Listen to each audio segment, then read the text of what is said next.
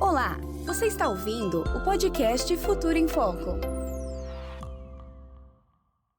Olá a todos que nos acompanham em mais um episódio do Futuro em Foco, uma produção da Comissão Técnica de Estratégias e Criação de Valor Centro-Norte da ABRAP. Eu sou Caleo Alves, da FUNPRESP Jude, e terei o prazer de mediar a conversa de hoje. O tema deste episódio é adesão automática na prática. Durante muito tempo se falou sobre adesão automática no nosso segmento e em 2024 esse pleito antigo virou realidade com a resolução CNPC 60. De lá para cá, aprendemos muito e agora em setembro de 2025 tivemos a publicação da resolução CNPC 63, que trouxe novos avanços. E é sobre essa jornada, seus desafios e conquistas que vamos conversar hoje. Para enriquecer nosso bate-papo, temos a honra de receber dois dirigentes que já implementaram a adesão automática em suas entidades. Luiz Fernando Brum dos Santos e Newton César da Silva. Luiz Fernando Brum é advogado, com mais de 35 anos de experiência no segmento de previdência complementar, coordenou o Colégio de Coordenadores das Comissões Técnicas de Assuntos Jurídicos da ABRAP entre 2017 e 2023, integra a lista de árbitros e conciliadores da Previc CMCA e possui certificação em administração pelo ICSS. É também autor de obras e artigos sobre previdência complementar e professor em disciplinas voltadas à gestão previdenciária. E atualmente atua como diretor de seguridade na EQTPrev, que participa aqui da nossa comissão. Nosso segundo convidado do dia, Newton César, é graduado em Ciências Atuariais pela Universidade Federal do Rio Grande do Sul, com MBA em Gestão Atuarial e Financeira pela Universidade Católica de Brasília e MBA em Gestão Empresarial com ênfase em Estratégia pela Fundação Getúlio Vargas, a nossa querida FGV. Possui certificação profissional pelo ICSS e certificação CPA 20. Membro da Comissão Técnica Centro-Norte de Planos Previdenciários da ABRAP e da Comissão de Fomento da Previdência Complementar Fechada, da Previc. Atua no mercado de previdência complementar desde 95 e atualmente é diretor de seguridade no Sebrae Previdência. 2 diretores de seguridades hoje aqui conosco, né? Muita coisa. Currículo extenso! Sejam muito bem-vindos, muito obrigado por aceitar o convite e por debater esse tema tão importante, né? Bom, eu que agradeço aí o convite. Quero parabenizar a Comissão Técnica de Estratégias e Criação de Valor do Centro-Norte da ABRAP pela iniciativa, né, produzir esse podcast sempre trazendo temas relevantes e do interesse de todo o segmento. Obrigado pelo convite. Nós que agradecemos. Newton. Bom dia, Canel, mais uma vez. Bom dia, Fernando. Bom dia, Elaine, que não vai nem aparecer, está escondido lá atrás, lá, já quebrei aqui o... Da Elaine, nossa diretora. É a diretora, né? E é uma satisfação conversar sobre esse assunto com o Fernando, né? Uma conversa que vai ser bastante agradável de um tema que vem ganhando força no nosso segmento, né? Sim.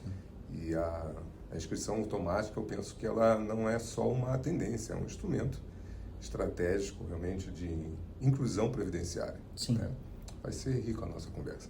Não tenho a menor dúvida. A ideia é nós batermos aqui, fazer um bate-papo mesmo sobre a linha do tempo, sobre a adesão automática. Então nós vamos passar aqui um pouco lá sobre o início, em fevereiro de 2024, acompanhar como que o tema evoluiu no segmento até o cenário atual onde nós nos encontramos hoje. E as duas fundações aqui representadas já passaram pelo processo, né, de fazer a implementação. Então nós vamos passar por todos esses pontos aqui. Para começar, eu queria ouvir de vocês como foi o início da implementação a partir da publicação da resolução CNPC 60 e quais foram as primeiras tratativas necessárias para viabilizar essa adesão automática nas fundações, né?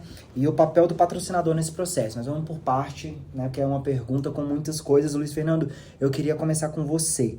Como é que foi o início desse processo a partir da publicação da resolução 60? A EQTPrev, ela tinha uma situação onde a resolução que instituiu a inscrição automática era muito aguardada.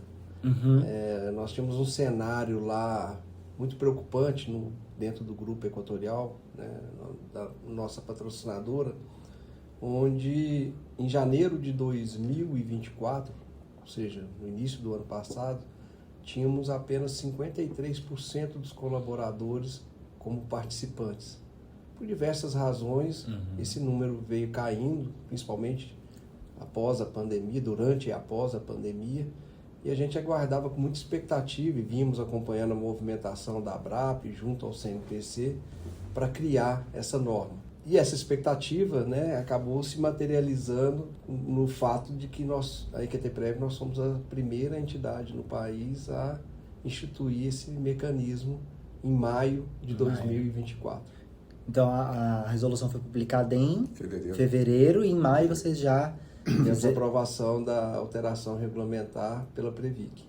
E como é que foi esse processo lá? Foi mais tranquilo? Foi delicado? Quais preparações vocês tiveram que fazer internamente, dentro da casa? Kalel, na verdade, eu acho que um fator primordial dentro desse processo que contribuiu para a aceleração dele foi o apoio da patrocinadora.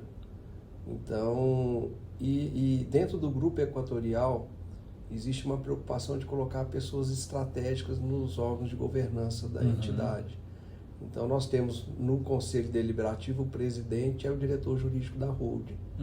Então, quando tivemos a edição da resolução e apresentamos isso para o Conselho, já existia um entendimento de que aquilo era algo positivo e que deveria ser implementado com urgência. Então, isso foi um fator que acelerou esse processo, tanto que a norma foi editada em fevereiro, nós tivemos que fazer aquela publicação de alteração regulamentar com 30 dias. Em maio, a Previc já aprovou as nossas alterações e a gente implementou já no mês de maio, o que mostra também esse apoio, né, da patrocinadora, porque havia toda uma discussão ali operacional, né? Essa norma trouxe novidades e mudanças no eixo, né? O fluxo mudou. Antigamente a entidade informava quem eram os participantes para a área de gente e gestão da empresa, e esse fluxo mudou porque a partir dali ela que nos informa os admitidos e os novos participantes. Então, o apoio da patrocinadora é fundamental. Sensibilizar, né, os órgãos de governança é importante mais. Nós conversamos no Behind the Scenes, na nossa reunião de briefing, sobre o nível de adesão. Você falou que estava em 53% e agora está... Nós estamos fechando um mês agora de setembro com 83%. Gente, olha o salto. Mas aqui é bom frisar, Kalel, que na verdade esse aumento ele não decorreu apenas da inscrição automática, embora esse fator tenha contribuído de forma significativa. Mas a partir do momento em que nós estancamos aquela sangria que existia no momento da admissão, nós pudemos trabalhar naquilo que a gente chama de estoque, aquele grupo que admitido não tinha aderido ainda. Não tinha aderido ainda. Então nós promovemos uma série de ações, inclusive criamos Semana da Previdência, que estamos na 2ª edição esse ano, em todas as empresas do grupo.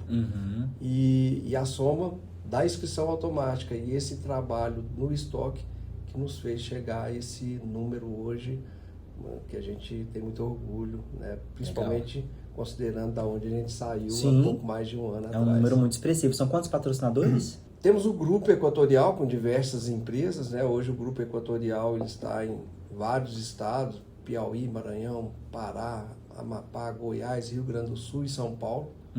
Então, os maiores patrocinadores estão dentro do Grupo Equatorial. Temos ainda alguns patrocinadores fora, uma EDP em um plano, mas hoje é o Grupo Equatorial. Isso. Newton, e como é que foi aqui, né, no Sebrae Previdência? Porque eu achei muito interessante quando eu vi vocês dois, porque a realidade das fundações é muito diferente. Lá nós tínhamos um índice de um nível de adesão, um índice de adesão de 53%, e com um patrocinador, mas que foi muito rápido a implementação. Como é que foi aqui no Sebrae Previdência?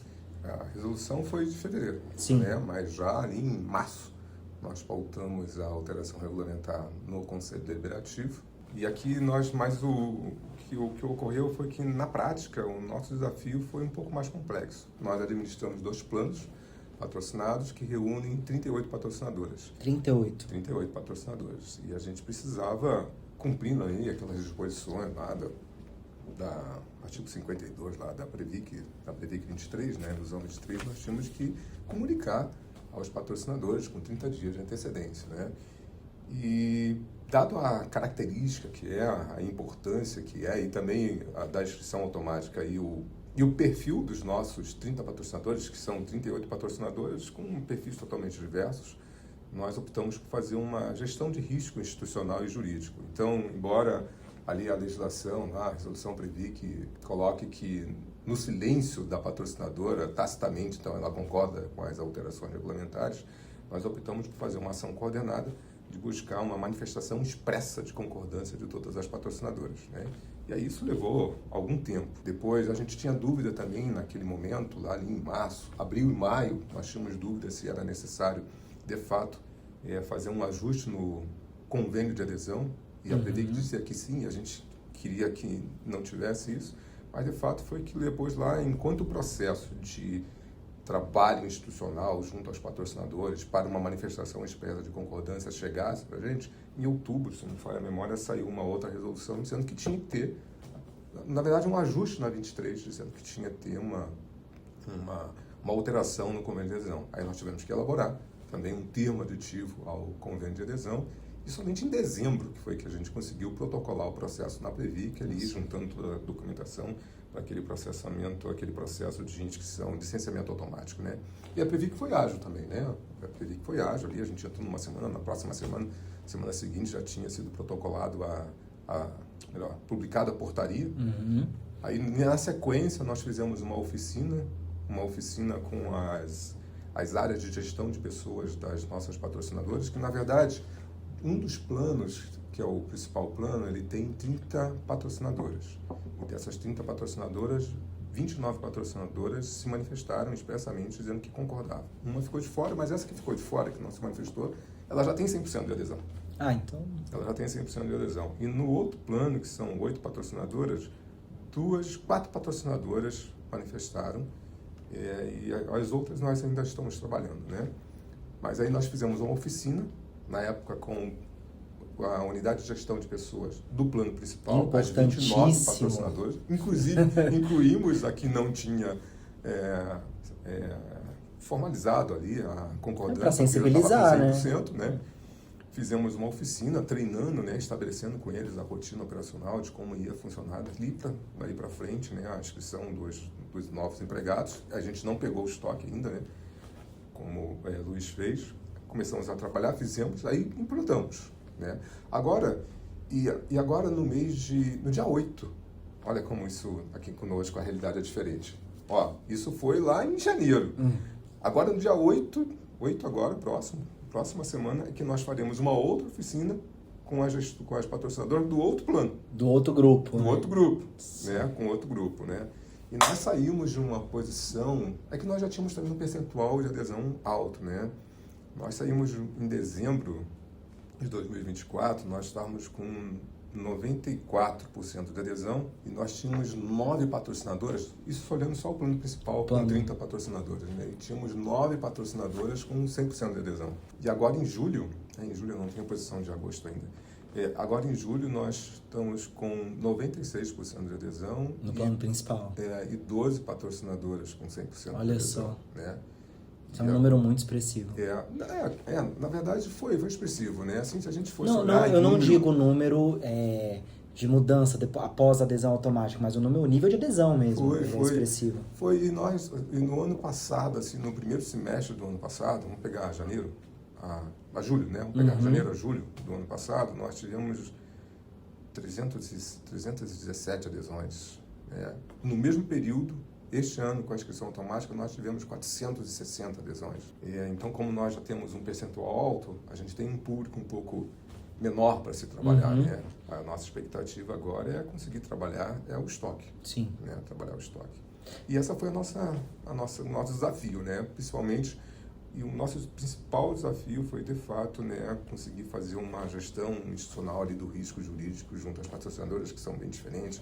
Algumas patrocinadoras do outro plano ainda acham que a área jurídica dela, a área de gestão de pessoas, acha que não tem que ser inscrição automática, tem que ser facultativo. Toda aquela discussão que foi feita durante anos no nosso sistema de que a legislação não conflitava com a legislação, a questão da facultatividade e a inscrição automática, né? Então, ele tem a faculdade de pedir para sair. Ele vai ter a opção de pedir para sair. Eu quero entrar nessa questão, não agora, nesse minuto, porque eu acho que quando entra a adesão automática, muda toda a nossa esteira, né? A vida do participante dentro da fundação, a jornada dele vai mudar. Porque antes, né, tinha todo um trabalho, não que não tenha, mas muda o trabalho. Tinha um trabalho de ir atrás e apresenta o plano, e aí convence a pessoa a aderir. Agora a gente tem que convencer ele a ficar, eu imagino, né? Como é que as áreas comerciais elas vão trabalhar. Mas antes de entrar basicamente nesse tema, só pra gente encerrar a primeira pergunta, vocês falaram como é que foi um pouco da jornada, mas qual foi o primeiro passo? Foi arrumar dentro de casa, ou seja, preparar a equipe interna para esse novo processo? Ou a articulação com os órgãos reguladores não, né? Com os órgãos de governança? Ou os dois ao mesmo tempo? Como é que se deu nas duas fundações? Como é que foi lá, Luiz? Foi simultâneo? Bom, foi simultâneo, até porque foi muito rápido, né? Eu queria entender como é que vocês conseguiram. E, na verdade, eu acho que o primeiro passo foi exatamente, e o grande desafio era junto ao patrocinador. Porque a operacionalização, o fluxo do processo, ele mudou com a inscrição automática. E ainda veio um fator novo, que é exatamente a partir do cancelamento, a devolução das contribuições descontadas, ela é feita na folha. E isso tem, além de alguns complicadores operacionais, havia também algumas preocupações tributárias, né, jurídicas em relação a isso. Então, esse foi o primeiro ponto, né, que a gente teve que alinhar exatamente para que tivéssemos ali a efetividade da operação. Aqui foi semelhante, Newton? Foi simultâneo também, né? A equipe já estava, logo assim que saiu a resolução, na verdade a gente já vinha discutindo isso, né? Só esperando ser publicada a resolução, praticamente foi o mesmo tempo. O nosso maior desafio realmente foi fazer um trabalho junto às patrocinadoras, né? Dado a algumas manifestações das patrocinadoras com relação a que não era bem assim, que isso trazia risco. Não trazia risco nenhum, né, para a patrocinadora. Pelo contrário, né, a gente observou agora, foi extremamente positivo. Mas foi simultâneo. Foi simultâneo também. Preparar a casa, preparar os sistemas. E a nossa equipe domina muito, né, toda essa parte técnica. Então, eles mesmos desenharam todo o fluxo, marcaram uma oficina com gestores e é assim que vai funcionar. Já levou pronto. Faltava com gestores e também são muito participativos. Gestores que eu digo é que em cada uma das patrocinadoras, na área de gestão de pessoas, nós temos uma pessoa indicada pela patrocinadora, que é assim, um multiplicador. Né? E a gente chama, um facilitador, um multiplicador. A gente chama de gestor do plano na patrocinadora, né? E eles também contribuíram bastante, principalmente nessa parte da devolução da contribuição. Vai cancelar, mas se o cara já foi demitido, já não tem folha de pagamento, como é que eu faço para devolver? E a resolução 63 resolveu isso, né? A resolução 63 trouxe resolvendo esse problema.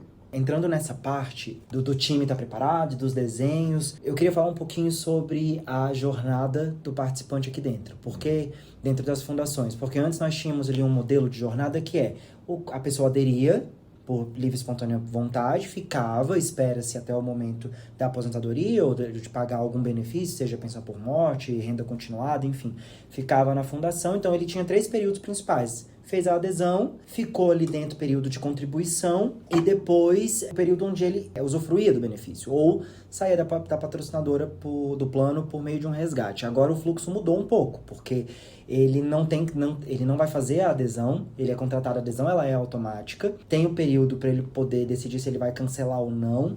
Se ele decide cancelar, como que está esse processo? Tem algum termo, não tem? É feito algum trabalho, o time faz algum trabalho com esse participante que comunicou o cancelamento, que ele quer cancelar? Como que funciona esse primeiro momento? Porque a esteira mudou, né? Como é que ficou esse primeiro momento, Newton, aqui dentro do Sebrae Prev? De fato, Calel, com a inscrição automática muda ali a dinâmica, né, da jornada do participante. Antes da inscrição automática, o desafio era claro para a gente. Muitos empregados deixavam ali para depois. Depois eu vejo. Mesmo com uma boa remuneração, mesmo com um plano atrativo, a decisão era... Com a participação? A decisão era adiada. E no modelo convencional, da adesão convencional, né, os problemas que a gente enxergava ali, as barreiras, né, eram 3 principais. Era o desconhecimento do plano, essa inércia comportamental de deixar para depois isso, né? E ali a falta de tempo, prioridade, principalmente nos primeiros dias de Tá trabalho, se ambientando, né? como é que você vai... E isso fazia com que a taxa ali de adesão fosse abaixo do potencial. Então, a gente tinha todo um esforço ali junto às unidades de gestão de pessoas para poder realmente, de fato, chegar a fazer com que a informação chegasse para esses participantes, né? E agora, com a inscrição automática, essa dinâmica mudou, né? Tivemos aí os números mostrando uma elevação do nível de adesão. A nossa meta aqui de nível de adesão é de 95. Então, a gente está sempre dando ali 94, 95. 96, fica quando a gente fica chegou ali. Aqui, eu lembro quando nós chegamos na 98, antes da inscrição automática, quando 99, foi uma festa, né? Lembra disso? Lembro. Foi uma festa aquilo, né? Mas aí agora realmente a jornada melhorou. E esse ponto, um ponto importante é o opt-out, a saída do participante. Aqui a gente teve 2 solicitações de desistência e até esse momento apenas uma, de fato, efetivada com a devolução da contribuição. E o procedimento que a gente faz é o seguinte: tem um formulário da inscrição da pedido de desistência. Não é um cancelamento, é um pedido de desistência. Cancelamento é depois que ele está já com o participante. Aí esse participante, ele tem que procurar a unidade de gestão de pessoa deles ou ir diretamente à entidade. Mas quando ele vai, geralmente, a essa rotina, ele procura primeiro ali a unidade de gestão de pessoas. O nosso gestor local, ele não tem formulário. O nosso formulário não está no site para o participante preencher a desistência, Ele não tem formalizar acesso. a desistência. Então, antes dele formalizar a desistência, a gente faz o contato com ele. A gestão de pessoas lá, o nosso gestor nos informa que, olha, o Calel está querendo fazer aqui a desistência, está querendo sair do plano. A gente faz contato com o Calel e tenta explicar para o Calel o que é a ferramenta poderosa que ele tem na mão de capitalização para o recurso previdenciário dele. Aí entra a educação financeira. Né? A gente faz todo um trabalho de consultoria aqui. E a gente consegue, então, estamos sendo bastante eficientes com essa revisão. Tanto que só temos 2 até o momento, né? Das 400 até julho, de 461 adesões que nós tivemos, apenas 2 desistências e uma só até o momento formalizado, porque a outra desistiu também, né? Sim. Devido ao trabalho. É um trabalho conjunto do patrocinador com...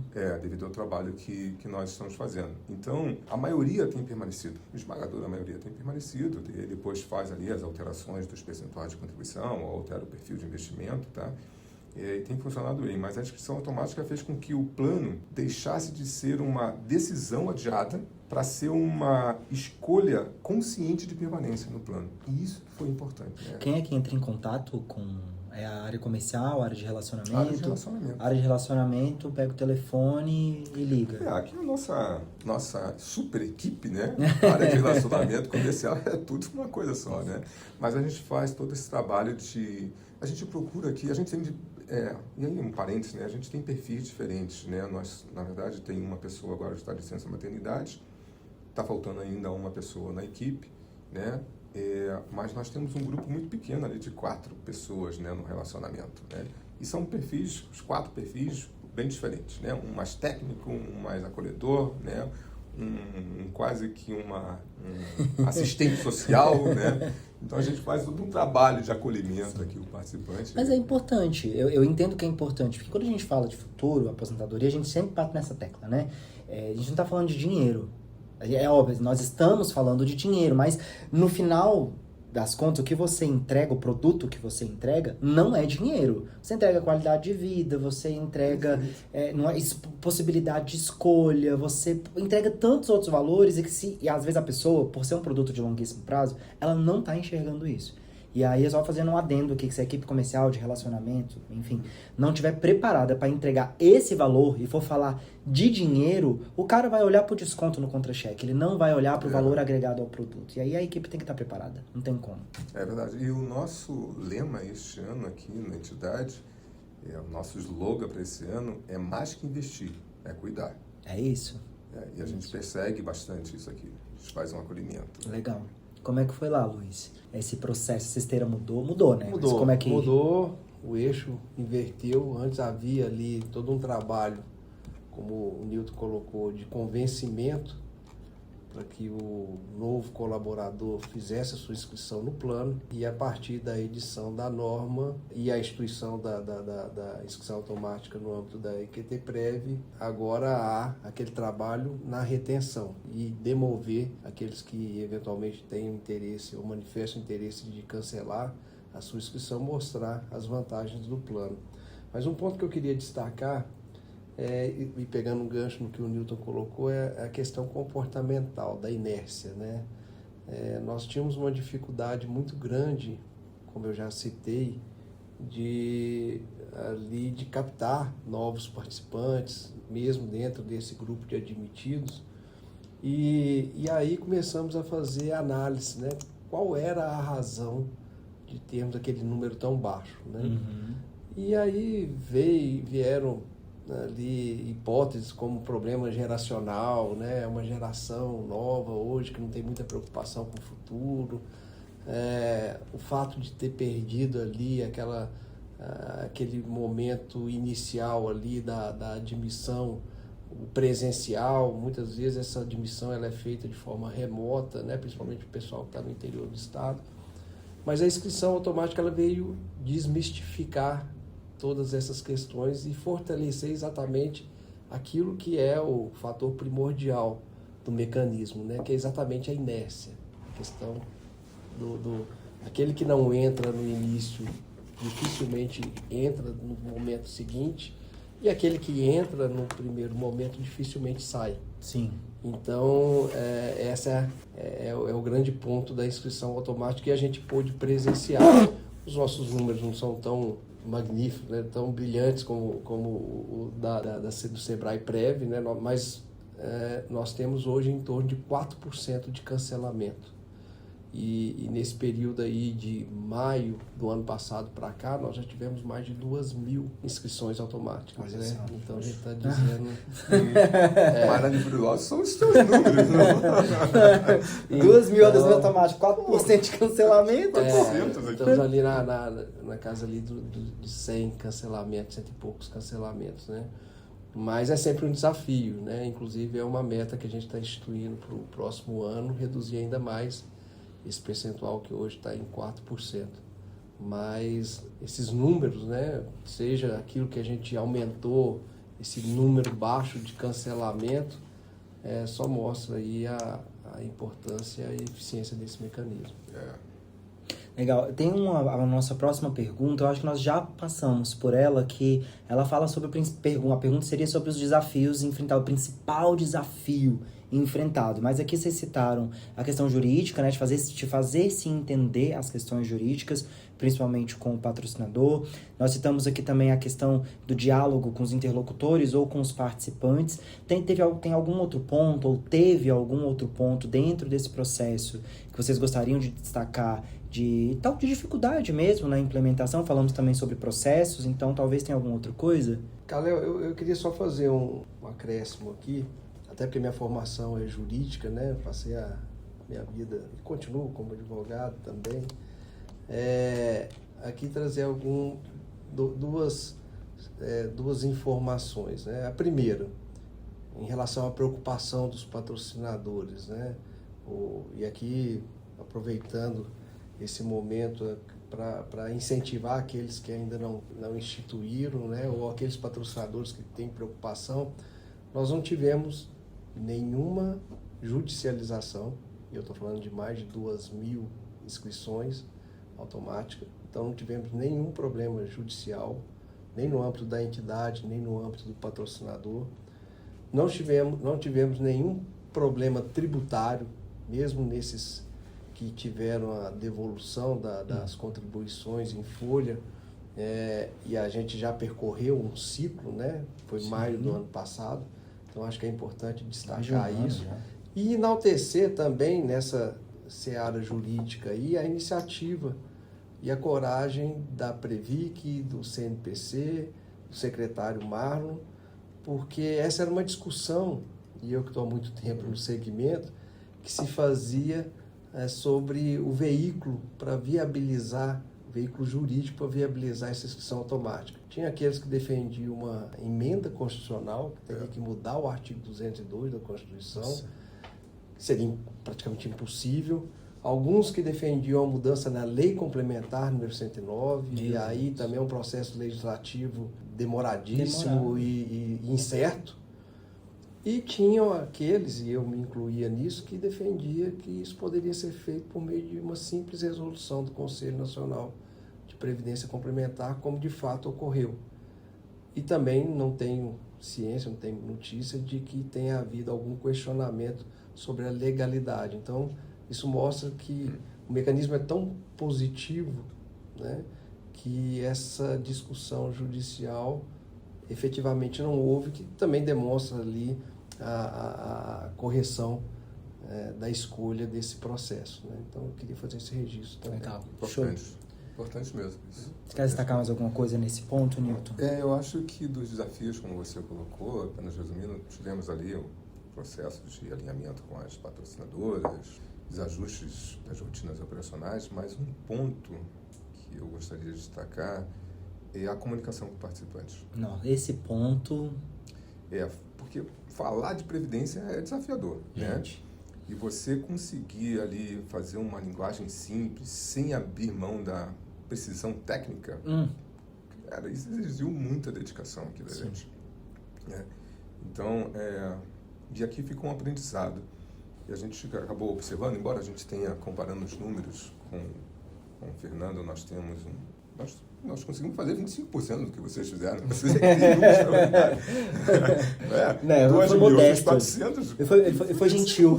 Menos 25%, né? Mas aqui o aprendizado foi que quanto mais simples e empática for a comunicação, maior é o número de adesão. E a gente já vinha percebendo isso antes da inscrição automática, nos trabalhos que a gente vai fazendo aqui. A nossa área de comunicação, que você trabalhou conosco aqui, era um desafio diário isso, né? Vocês são abordados por participante fora da fundação?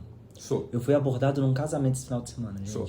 Eu lá de boa, tranquilo, curtindo, final de semana passado, curtindo o casamento, chegou um participante que nem é da fundação que eu trabalho hoje, trabalho na Funpresp Jude, mas ele sabe com o que eu trabalho. E lá tem a adesão automática. E ele chegou questionando, assim, tudo que vocês imaginarem, ele questionou, pegando nessa questão da comunicação com o participante. E ali mesmo, estando num casamento e não estando trabalhando, eu tive que me colocar no papel de comunicador. Falei, como que eu vou explicar para esse ser humano de uma maneira simples? Ele é um amigo.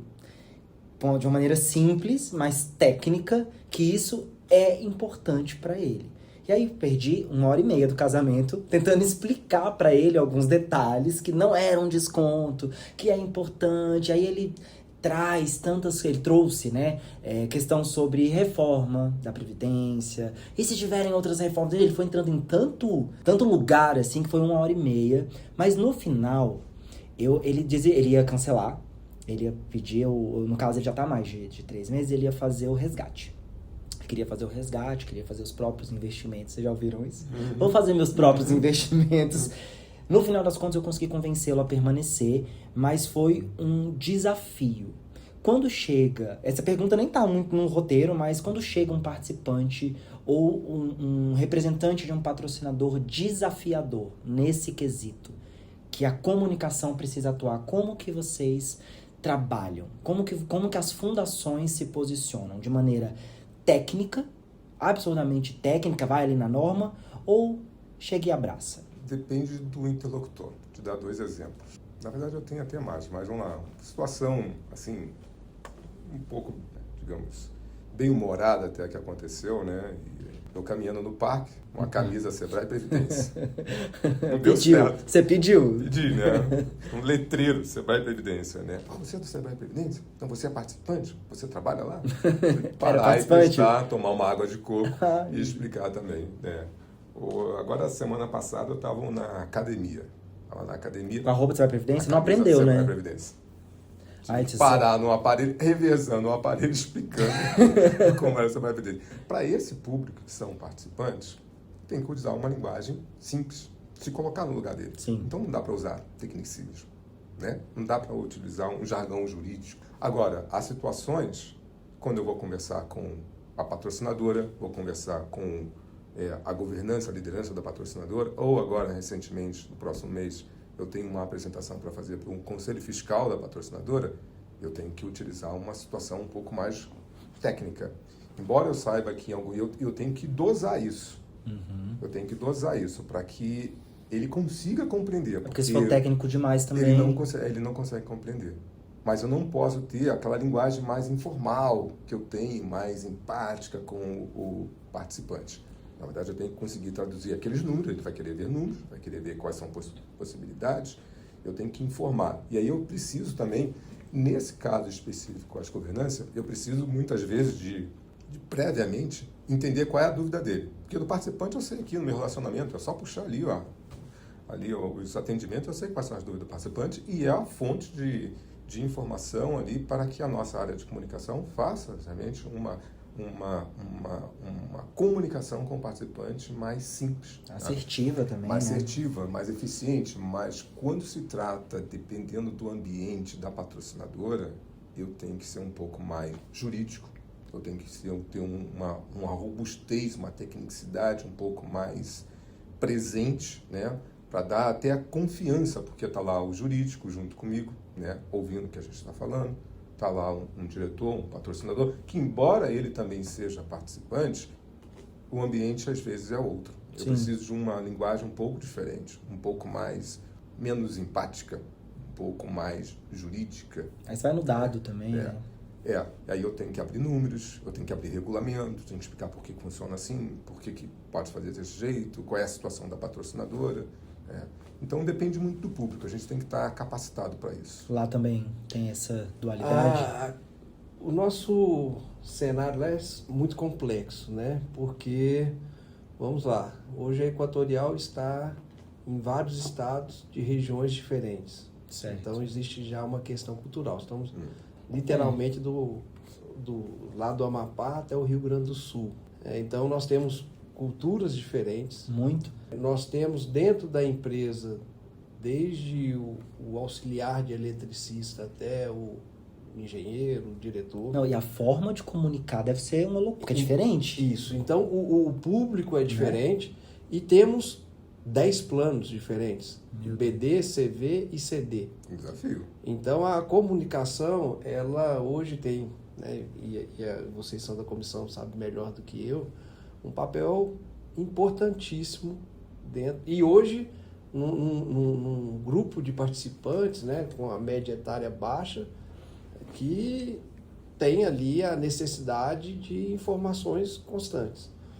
E dentro disso aí, nós implementamos agora recentemente uma mudança que foi... Porque fizemos uma avaliação, não existe hoje um veículo, né, mais eficiente do que o celular. Então não adianta você tentar comunicar por e-mail, colocar informações no site, que você vai chegar a um número muito pequeno.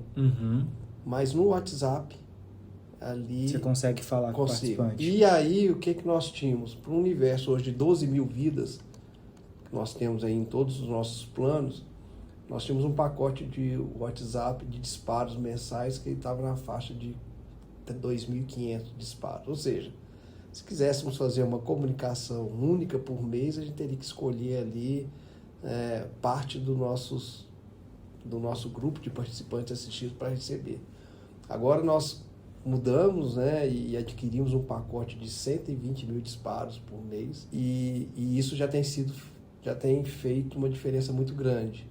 A gente já teve a oportunidade de testar e aí fazendo essa customização por planos, né, aposentados e participantes ativos e fazendo aqui um link com a inscrição automática. Essa comunicação ela é fundamental para fazer essa retenção. Certo. Lembrando que a norma exige que a gente encaminhe para o participante formalmente a informação de que ele pode cancelar a inscrição no prazo de 120 dias e, se o fizer, com a garantia de receber de volta as contribuições. Então, até nessa comunicação, a gente também teve uma preocupação de fazer uma comunicação eficiente, mostrando todas as vantagens do plano e só no final, ali, o último parágrafo dizendo que se ele quiser abrir mão de tudo aquilo, né, ele pode fazer. Né? Boa estratégia, assim. Né? Legal, gostei da estratégia. Vocês diriam que... que a adesão automática está consolidada? Assim, é porque, pegando a realidade... Vamos falar da realidade de vocês, porque eu acho que no sistema não tá. Mas e na realidade das fundações? Eu acho que, no fim das contas, Kalel, penso que aprendemos que a inscrição automática não é só uma mudança normativa. Uhum. Tá? É uma mudança de cultura e isso exige uma estratégia de escuta e de alinhamento.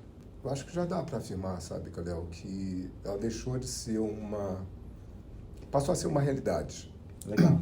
Eu li há um tempo atrás, recentemente, uma publicação oficial da Previc, uma pesquisa que a Previc fez ou divulgou, se não estou enganado, até junho, de 17, tinha já aprovado a inscrição automática, acho que em 24 planos, de 17 entidades.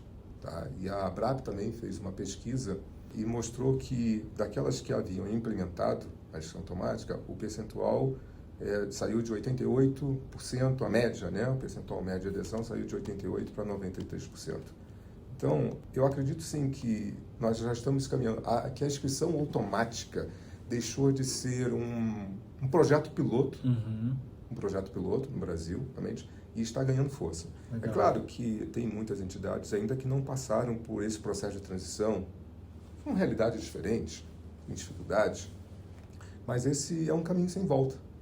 E como o Luiz Fernando bem colocou, aquele receio que se tinha antes de judicialização, que não podia, que tinha que ter uma PEC, que tinha que alterar a 109, nada disso aconteceu. Foi bem mais simples. Né? Foi bem mais simples. Né? Show. Foi bem mais simples. Então eu acho que daqui para frente, e agora também com a redução 673, que vai expandir ainda mais essas possibilidades de novas inscrições, né? As entidades realmente vão começar a trabalhar mais com relação a isso.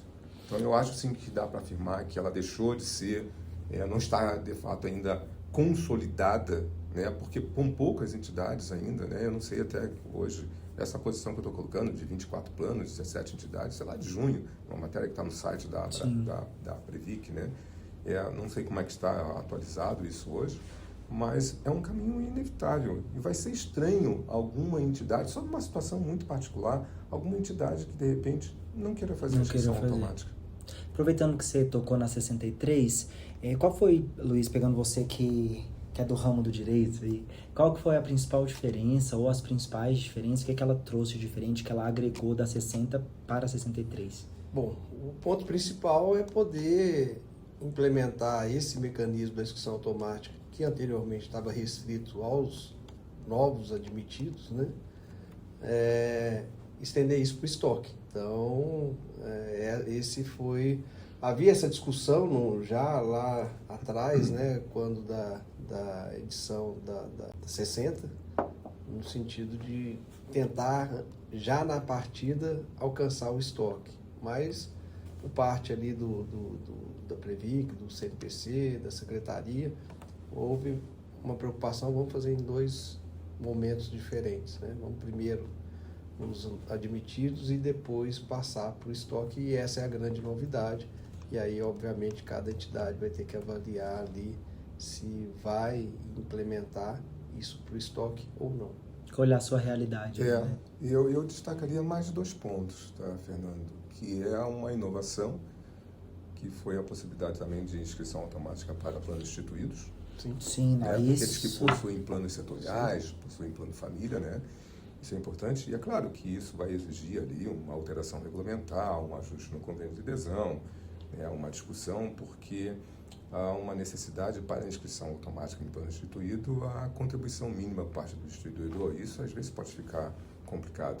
Mas também para que eles abrem uma possibilidade para aquelas pessoas que estão vinculadas nos planos setoriais. Né? O empregador, por exemplo, a gente tem isso aqui no nosso plano família, né? Nosso plano família, que é o empregador que celebra com o Sebrae Previdência um contrato específico para recolher contribuição, que não é a mesma figura, né? Aquela obrigatoriedade que tem um patrocinador. Né? Ele tem mais flexibilidade em contribuir na formação de uma reserva previdenciária para o seu participante através de um plano instituído. Aqui a gente usa o plano família. E isso vai abrir um leque, né? Para que esses empregadores também possam fazer uma inscrição automática para os seus empregados. Né? E a gente tem trabalhado, a gente estava com uma expectativa grande com relação a isso. Né? Legal. uma expectativa grande e a gente vai conseguir viabilizar. E tem uma outra situação, ainda falando dos planos instituídos, que assim, a gente administra 3 planos. 2 planos patrocinados, que reúnem 38 patrocinadores, e temos um plano instituído com 4 instituidores.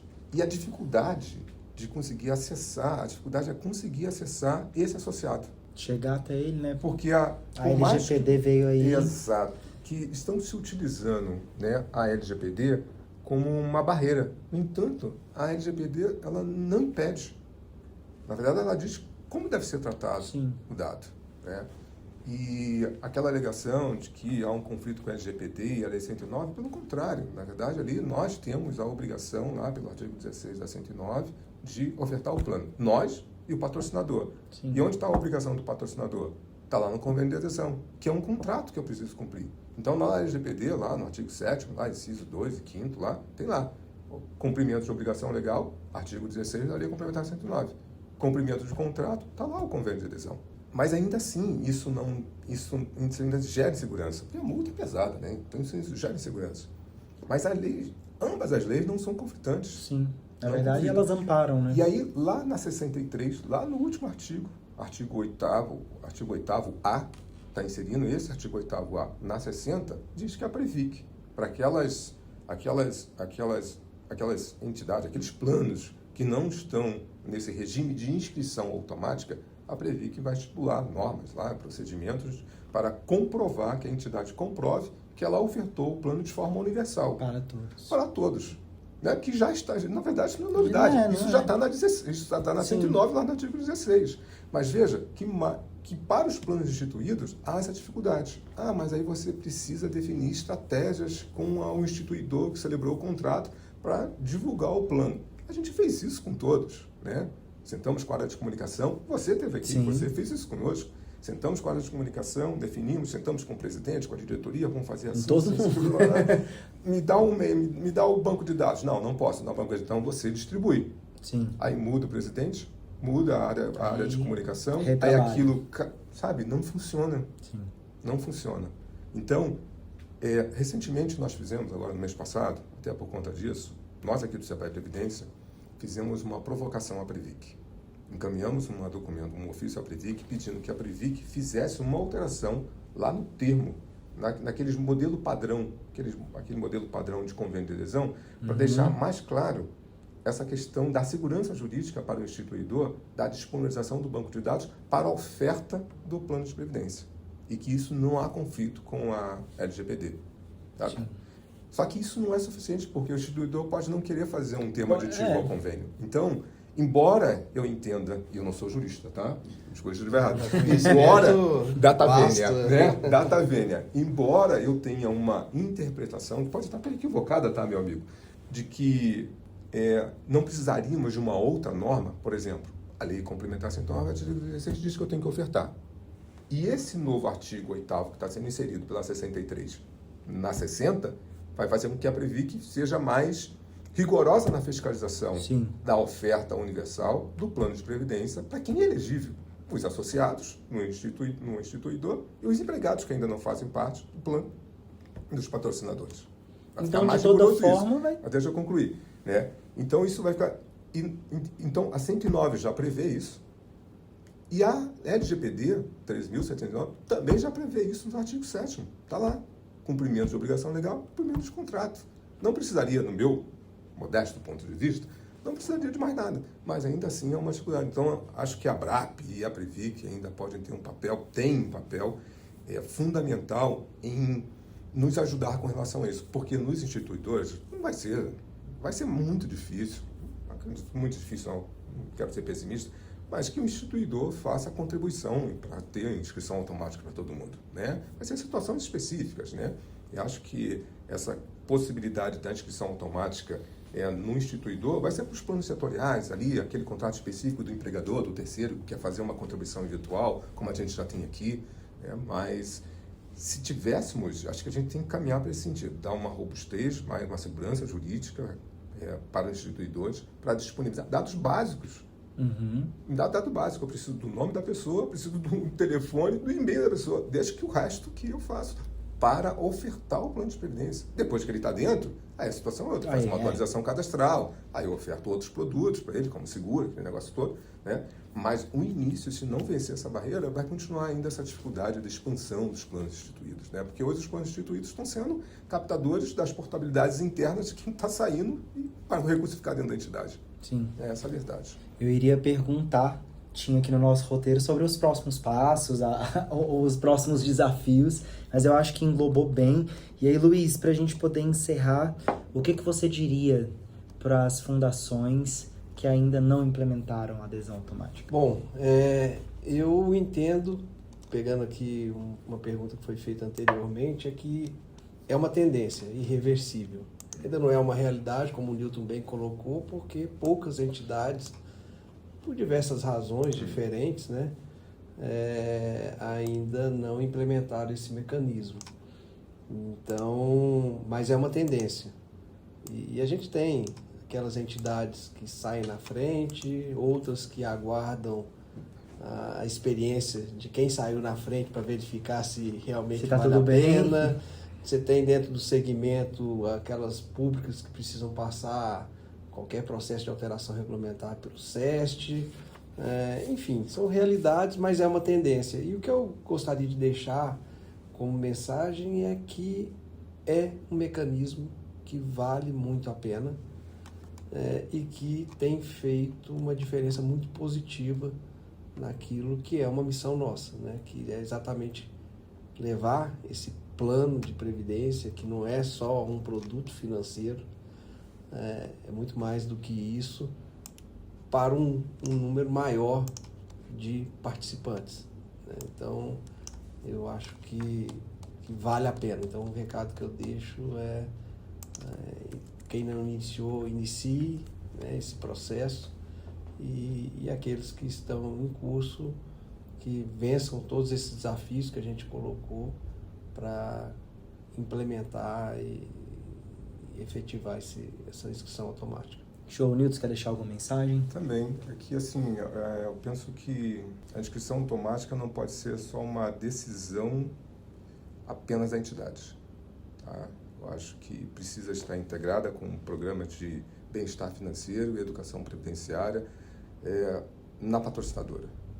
Essa parceria ativa com a área de recursos humanos, a unidade de gestão de pessoas, como a gente costuma falar aqui, faz toda a diferença. E a adesão automática, assim, se fosse uma mensagem direta, a adesão automática é mais do que um mecanismo operacional. Mais do que um mecanismo operacional, é um instrumento de inclusão previdenciária de larga escala, de política pública. De política pública. Também acho. E eu diria que assim, não é para encarar as entidades que ainda não implementaram, não encarem a adesão automática como um projeto da TI, né, como um projeto do jurídico, né? Na verdade, ela é um projeto de cultura previdenciária, né, de compromisso com pessoas, né? E eu penso que, Calhau, cada trabalhador que entra automaticamente em um plano, ele tem mais chance de se aposentar com dignidade. Cada percentual, saiu de 53 para quanto tu falou? 83. Nossa! Nossa, cada percentual desse, na verdade, contribui para a saúde financeira coletiva. Isso é muito importante. Sim. Isso é muito importante, tá? E eu acho que nós devemos, tenho certeza, nós estamos construindo uma situação, as atividades, a força que a ABRAP tem ganhado agora com a frente parlamentar, né, as ações que a Previc tem feito com essas diversas reduções, né, acho que nós estamos construindo um sistema mais justo, mais acessível e mais eficiente, e onde ninguém fique para trás por falta de informação, falta de incentivo ou oportunidade. E acho que esse é o caminho que nós temos que seguir. Legal, eu quero agradecer vocês dois pela disponibilidade de tempo, pelo bate-papo. Diretora, você vai ter um trabalhinho aí pela frente, mas acabou, e ó, 1 hora, tá?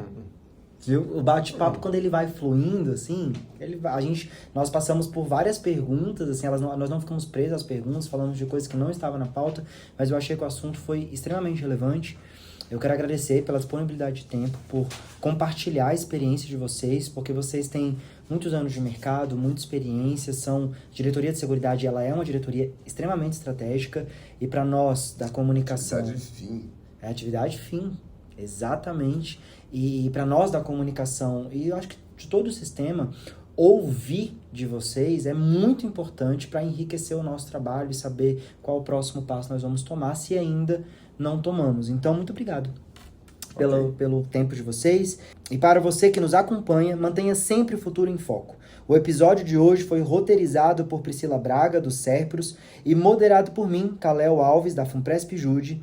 A decupagem foi feita por Daniel Silvino, da Previnorte. Este podcast é uma produção da Comissão Técnica de Estratégias e Criação de Valor Centro-Norte da ABRAP, composta por representantes das seguintes entidades: BB Previdência, Ceres, Centros, Cibrios, EQTPrev, FUNCEF, Fundiágua, Funpresp-ESE, Funpresp-Jude, Neos Previdência, Postales, Polprev, Previdência BRB, Previnorte, Previsan, Sebrae Previdência, Serpros e Sistel. Obrigado pela sua companhia e até a próxima edição.